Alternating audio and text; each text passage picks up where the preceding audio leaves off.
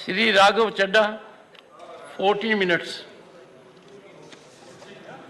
14। Sir, आज मैं सिर्फ 2 करोड़ दिल्ली वासियों की ओर से नहीं बल्कि 135 करोड़ भारतवासियों की ओर से बोलने के लिए खड़ा हुआ हूं। सर, इससे ज्यादा असंवैधानिक, गैर कानूनी कागज का टुकड़ा एक बिल के माध्यम से शायद ही आज से पहले कभी संसद भवन के भीतर लाया गया होगा। और अपना वक्तव्य शुरू करने से पहले मैं महाभारत के एक अंश का वर्णन करना चाहूंगा जिसे रामधारी सिंह दिनकर ने एक बहुत ही महत्वपूर्ण कविता में लिखकर बताया है, जिसमें भगवान श्री कृष्ण एक शांति दूत बनके पांडवों की ओर से हस्तिनापुर जाते हैं शांति का प्रस्ताव लेकर। कवि लिखते हैं, मैत्री की राह बताने को, सबको सुमार्ग पर लाने को, दुर्योधन को समझाने को, भीषण विध्वंस बचाने को, भगवान हस्तिनापुर आए, पांडव का संदेशा लाए। भगवान कहते हैं, दो न्याय अगर तो आधा दो, पर इसमें भी यदि बाधा हो तो दे दो केवल 5 ग्राम, रखो अपनी धरती तमाम, हम वहीं खुशी से खाएंगे, परिजन पर हंसी ना उड़ाएंगे।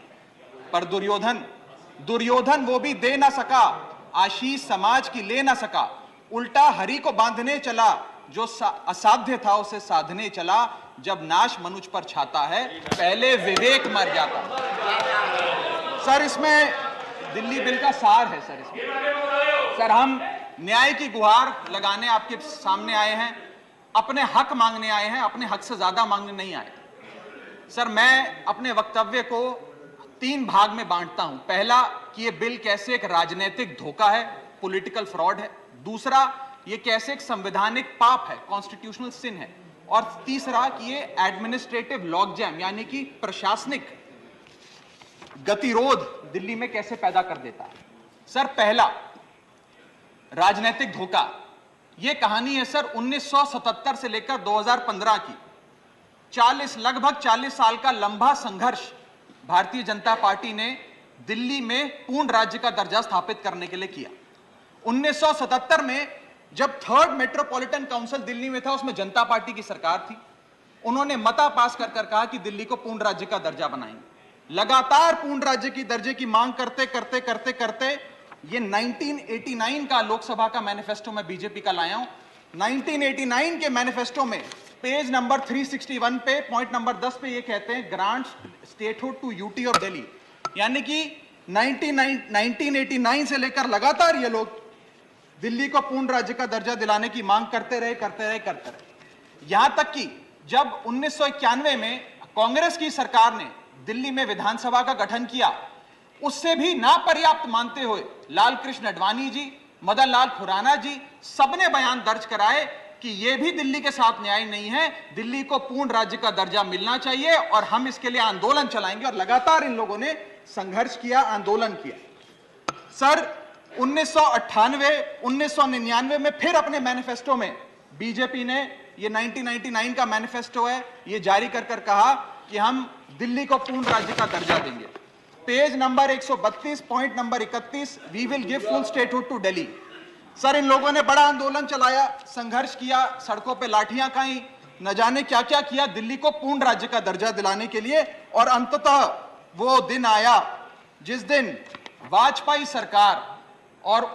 सरकार के उप प्रधानमंत्री आदरणीय लाल कृष्ण आडवाणी जी इस सदन के भीतर एक बिल लाए, द कॉन्स्टिट्यूशनल अमेंडमेंट बिल 2003, जो दिल्ली को पूर्ण राज्य का दर्जा देता है।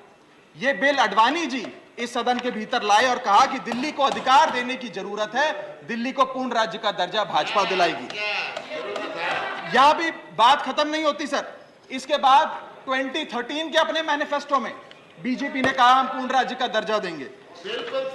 इनकी जून 2013 में नेशनल एग्जीक्यूटिव की मीटिंग हुई, उसमें मता पास कर कहा हम दिल्ली को पूर्ण राज्य का दर्जा देंगे। यहां तक कि इनके सांसद डॉक्टर हर्षवर्धन ने बयान दिया कि जब आदरणीय नरेंद्र मोदी जी देश के प्रधानमंत्री बनेंगे, हम दिल्ली को पूर्ण राज्य का दर्जा देंगे। ये इन सब ने सर लगातार बातें कही और दिल्ली को पूर्ण राज्य का दर्जा दिलाने की मांग लगातार भारतीय जनता पार्टी दिल्ली वालों के सामने रखती रही। सर, ये बिल सिर्फ संविधान का और लोकतंत्र का अपमान नहीं है, यह बिल लालकृष्ण आडवाणी जी का, अटल बिहारी वाजपेयी जी का, मदन लाल खुराना जी का, सुषमा स्वराज जी का, अरुण जेटली जी का, सबका अपमान करने का और उनके 40 साल के संघर्ष को मिट्टी में मिलाने का काम करता है। सर, मैं माननीय गृह मंत्री जी का बयान लोकसभा में सुन रहा था। उन्होंने कहा कि नेहरू जी ने, पंडित नेहरू ने यह बात रखी थी कि दिल्ली को पूर्ण राज्य का दर्जा नहीं मिलना चाहिए। मैं माननीय गृह मंत्री जी से कहना चाहता हूं, नेहरूवादी मत बनिए, आडवाणीवादी बनिए, वाजपेयीवादी बनिए और दिल्ली को पूर्ण राज्य का दर्जा देने का आज आपके पास ऐतिहासिक मौका है। दिल्ली को पूर्ण राज्य का दर्जा दीजिए। सर, इस बिल को लाने का असल कारण क्या है? यह बिल क्यों लाया गया है? पिछले 25 साल में दिल्ली में 6 बार विधानसभा के चुनाव हुए। 6 के 6 चुनाव भारतीय जनता पार्टी बुरी तरीके से हारी। यहां तक कि 2015 और 20 में आजाद भारत के इतिहास की सबसे बड़े जनादेश की सरकार अरविंद केजरीवाल ने दिल्ली में बनाई।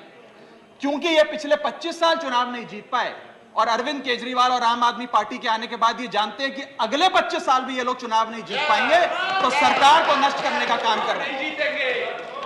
ना रहेगी सरकार और ना रहेगा चुनावों का महत्व, ना रहेगा बांस, ना बजेगी बांसुरी। लेकिन मैं आज इस मंच से भाजपा से अनुरोध करूंगा कि कम से कम लालकृष्ण आडवाणी जी को न्याय दीजिए, कम से कम उनकी इच्छा पूरी करिए, दिल्ली को पूर्ण राज्य का दर्जा दीजिए। सर, मेरा दूसरा भाग कि कैसे यह बिल एक संवैधानिक पाप है। सर, पहली चीज, ये abuse of ordinance making powers है, आर्टिकल 123 जो संविधान का देता है। संविधान ये कहता है, और वाईवी चंद्रचूड़ साहब का AK Roy versus union of India एक बड़ा महत्वपूर्ण लैंडमार्क जजमेंट है, जिसने कहा कि ऑर्डिनेंसेस सिर्फ आपातकालीन और विषम परिस्थितियों में लाए जाएंगे। ऐसी कौन सी आपातकालीन और विषम परिस्थितियां आ गई कि आपको सुप्रीम कोर्ट के फैसले को 8 दिन के भीतर बदलना पड़ गया? दूसरा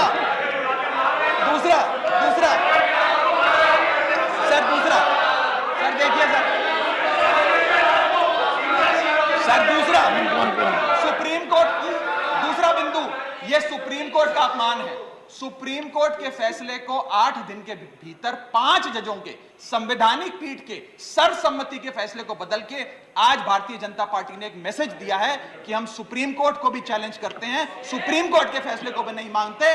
आपको जो ऑर्डर जारी करना है करो, हम चंद दिनों के अंदर ऑर्डिनेंस लाकर उस फैसले को बदल देंगे। They have challenged the majesty of the honourable supreme court. Sir, और मैं आपको यह कहना चाहता हूं कि आजकल जो ऑर्डिनेंस लाने की जो एक फेटिश इस सरकार ने देखी, चाहे वो लैंड एक्विजिशन बिल हो, चाहे वो फार्म बिल हो, चाहे ईडी के डायरेक्टर का एक्सटेंशन हो, जो ये सारी चीजें ऑर्डिनेंसेस के माध्यम से इन्होंने करी थी, इस बिल का हश्र भी वही होगा जो सारे पुराने बिलों का हुआ था। सर, थर्ड बिंदु कि कैसे ये बिल संघीय ढांचे को एरोड करता है। हमारा भारत का संविधान और सुप्रीम कोर्ट का 2023 का 2018 का संवैधानिक पीठ का फैसला कहता है कि दिल्ली के पास एक यूनिक फेडरल आइडेंटिटी है, यूनिक कॉन्स्टिट्यूशनल आइडेंटिटी है, और भारत का संविधान जो हमें संघीय ढांचा देता है, जो शक्तियां देता है, उन शक्तियों को एनक्रोच करने का काम यह सरकार करती है, हमसे अफसरशाही और तमाम शक्तियां छीनकर। मैं आपको सुप्रीम कोर्ट का वो एक वाक्य पढ़ के सुनाना चाहूंगा। The majority in the 2018 constitution जज bench held that while the NCT of Delhi could not be accorded with the status of a state, the concept of federalism is applicable to Delhi. हम पूर्ण राज्य नहीं है, लेकिन फिर भी राज्य का दर्जा एक संघीय ढांचे के परिप्रेक्ष्य में दिल्ली को मिलता है। उसके बाद सर, इन लोगों ने तो कमाल ही कर दिया। आज बिना संवैधानिक संशोधन लाए संविधान को बदल दिया, मात्र एक एक्ट ऑफ पार्लियामेंट से, जो आज तक शायद भारत के इतिहास में कभी नहीं हुआ। सर, इसके बाद ये बिल पार्लियामेंट्री अंडरमाइन करता है प्रिंसिपल्स ऑफ कलेक्टिव रिस्पांसिबिलिटी को। भारत का संविधान कहता है सर कि परमानेंट एग्जीक्यूटिव और पॉलिटिकल एग्जीक्यूटिव मिलके लेजिस्लेचर के प्रति जवाबदेही होंगे। ये प्रिंसिपल ऑफ कलेक्टिव रिस्पांसिबिलिटी है। इसमें से परमानेंट एग्जीक्यूटिव यानी कि अफसरशाही को छीनकर ये पूरी तरीके से कलेक्टिव रिस्पांसिबिलिटी का प्रिंसिपल, जिस पे सरकारें चलती हैं इस देश में, उसे ध्वस्त करता है।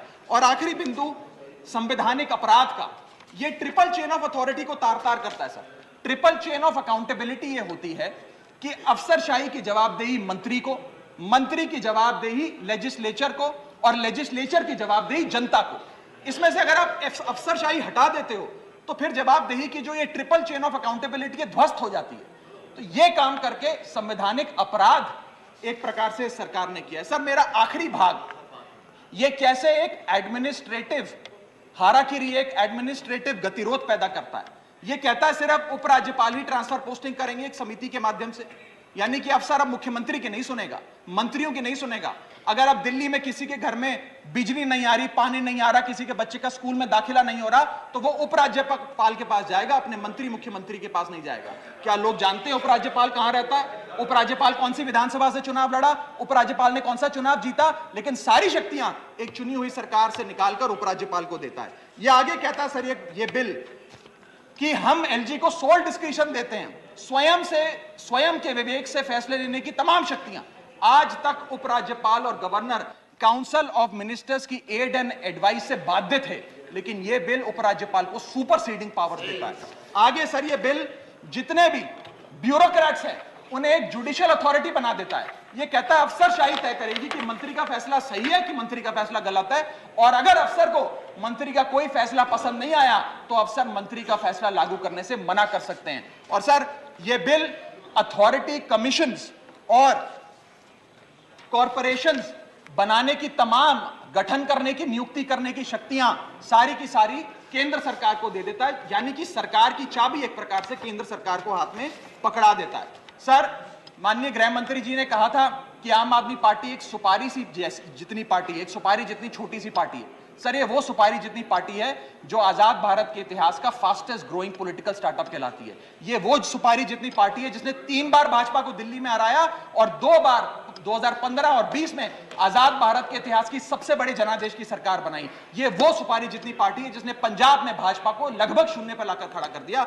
ये वो सुपारी जितनी पार्टी है जो 10 साल में राष्ट्रीय पार्टी बनी। ये वो सुपारी जितनी पार्टी है जिसके 161 विधायक और 11 सांसद है। और ये वो सुपारी जितनी पार्टी है जिसका काम देखने के लिए first lady of United states of America और यूनाइटेड जनरल के पूर्व प्रमुख बान की मून आते हैं। सर मैं आज अपने साथी जो आंध्र प्रदेश और उड़ीसा की सरकार चलाते हैं उन्हें कहना चाहूंगा, आपकी जरूर कुछ मजबूरियां रही होंगी जिसके चलते आपने ये फैसला लिया इस सरकार के इस बिल का समर्थन करने में। कुछ तो मजबूरियां रही होंगी, यूं ही कोई बेवफा नहीं होता।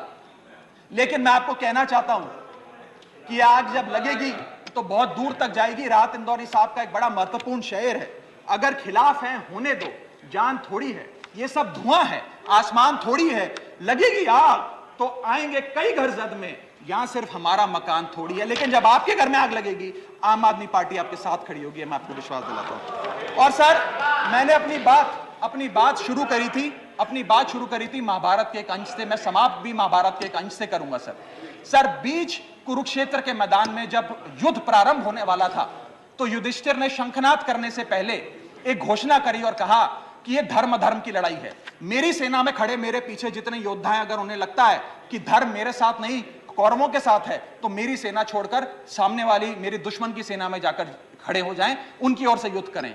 और अगर कौरव सेना में कोई योद्धा है जिसे लगता है कि धर्म युधिष्ठिर के साथ है, पांडवों के साथ है, तो आप कौरवों की सेना छोड़कर मेरी सेना में आइए, मैं बाहें फैलाकर आपका स्वागत करूंगा। उस समय कौरवों का एक भाई युयुत्सु कौरव सेना छोड़कर पांडवों की ओर आया और पांडवों की ओर से युद्ध लड़ा। मैं उसी बात का जिक्र करते हुए आज इस सदन में बैठे तमाम सांसदों को कहना चाहता हूं, राज्यसभा काउंसिल ऑफ स्टेट्स है, हम लोग काउंसिल ऑफ स्टेट्स है, जहां ज्यादा जिम्मेदारी बनती है राज्यों के हकों की, अधिकारों की रक्षा करने की। मैं मांग करता हूं आज आप लोग पार्टी लाइन से ऊपर उठकर, विचारधारा से ऊपर उठकर संविधान को बचाने के लिए, लोकतंत्र को बचाने के लिए इस बिल को हराइए। आज ये इतना असंवैधानिक और गैर कानूनी बिल अगर ये सफल हो गया तो हो सकता है आज के बाद आने वाले समय में ये लोग देश में चुनाव ही ना कराएं, चुनावी प्रक्रिया को खत्म करने से। बहुत बहुत शुक्रिया।